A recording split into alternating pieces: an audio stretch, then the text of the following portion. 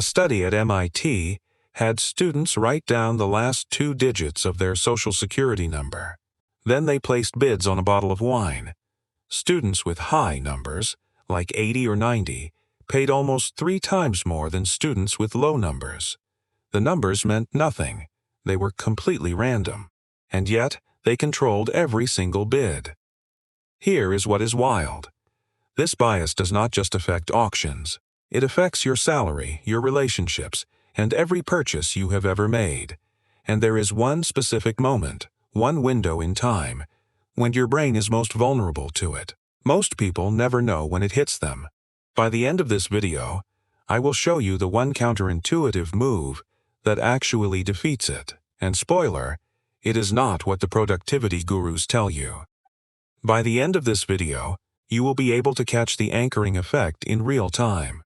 Whether someone is trying to sell you a car, negotiate your salary, or design a menu to manipulate you. And you will know exactly what to do in that moment to break free from it. Think about the last time you bought something on sale. You saw the words, was $200, now $80, and it felt like a deal. But here is the question your brain never stopped to ask. Was $200 ever the real price? Probably not. That $200 figure was placed there specifically to make $80 feel like a bargain.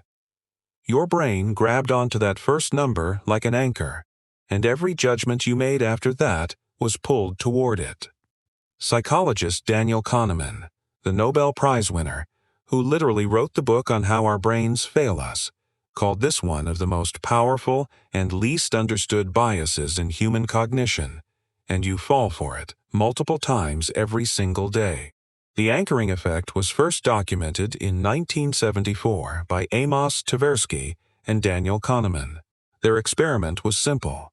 They spun a wheel, rigged to land on either 10 or 65, and then asked people to guess what percentage of African countries were members of the United Nations. People who saw the number 10 guessed around 25%. People who saw 65 guessed around 45%. The wheel had absolutely nothing to do with the United Nations. It was pure noise, but it moved their answers by 20 percentage points.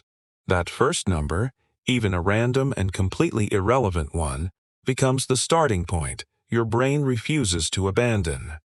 Psychologists call this insufficient adjustment. You start at the anchor and you move, but you never move far enough. If this is making you rethink how your brain makes decisions, hit subscribe. We break down one bias or neuroscience concept every week. But here is where it gets really interesting. Anchoring does not just work on prices. It works on you from the inside. Think about salary negotiation. Research from Columbia Business School found that whoever names a number first in a negotiation wins, because that number becomes the anchor for everything that follows. If you say $80,000 first, the entire conversation orbits that number, even if your interviewer was prepared to offer $100,000. Doctors are not immune either. Studies show that when a patient mentions a high-severity diagnosis they read about online, doctors order significantly more tests than necessary. They get anchored to the patient's fear, not the actual medical symptoms. And restaurant menus. The most expensive item on any menu is almost never meant to be ordered. It exists to make everything else seem reasonable. Remove the $95 steak, and suddenly the $48 salmon feels expensive. Keep it there, and $48 feels like a steal. Chefs and restaurant designers call this the decoy anchor. The house always knows which number it wants you to anchor to, and it put that number there on purpose. So we know anchoring affects prices, salaries, and medical decisions. But what about the anchor you set for yourself? The one living inside your own head.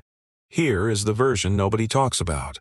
When you fail a goal, say you aim to run 5 miles and only ran 2, your next goal gets anchored to that failure. Not to your potential, to your worst day. Psychologists at Northwestern University found that people who experience an early setback in a project anchor their entire effort estimate to that setback. and they systematically underperform for weeks afterward. This is why the advice to set realistic goals is actually dangerous. Realistic anchors your ambition to what has already happened. What your brain needs instead is a high anchor, even one that feels impossible, because you will end up closer to the truth than if you had started low, okay? So anchoring is everywhere. Now here is the question that actually matters. Can you beat it? Most people think the way to beat anchoring is to ignore the first number. That does not work. Your brain has already processed it before you are consciously aware of it. Here is what research actually shows works: counter-anchoring. A 2016 study in the Journal of Personality and Social Psychology found that people who deliberately generated an extreme opposite anchor before making a decision significantly reduced the anchoring effect's pull. Before you negotiate, you do not ignore their number. You deliberately think of the highest number you could reasonably justify. That becomes your counter-anchor. Your brain now has two competing reference points instead of one, and rationality has a fighting chance. Most people will never know this, but now you do. Remember that third thing I promised? The counterintuitive move that defeats anchoring? This is it. Not mindfulness. Not just be rational. A competing anchor. Because here is the truth. Your brain is not broken. It is doing exactly what it evolved to do. It is using the first available reference point to make fast decisions in an uncertain world. That was brilliant 100,000 years ago, when the reference point was something like, "That lion is closer than it was yesterday." It is just that the world got complicated, and the anchors got manufactured by companies, negotiators, and menu designers who understood your brain better than you did. Now you understand it too. 3 things you can use starting today. 1. Next time you see a sale price, like $200, now $80. Ask yourself this: would this feel like a deal if I had never seen the $200 figure?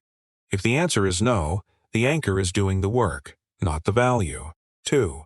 Next time you negotiate anything, whether it is your salary, your rent, or a freelance rate, name your number first. Make it high and make it justified. You just set the anchor. Now let him adjust toward 3. Next time you set a goal after a failure, add 30% to whatever feels realistic. Your realistic is already anchored to your worst performance. That 30% pulls you back toward your actual potential. If anchoring has been quietly running your decisions, now it cannot. Subscribe so you catch the next bias before it catches you. Next week, your brain rewrites your memories every single time you recall them. Not metaphorically, literally. The neuroscience is genuinely unsettling, and it explains why 2 people can remember the exact same event completely differently, and both of them are telling the truth. Quick question before you go. Where do you think anchoring hits you hardest? Shopping, salary negotiation, or something else entirely? Drop it in the comments. I read every single one.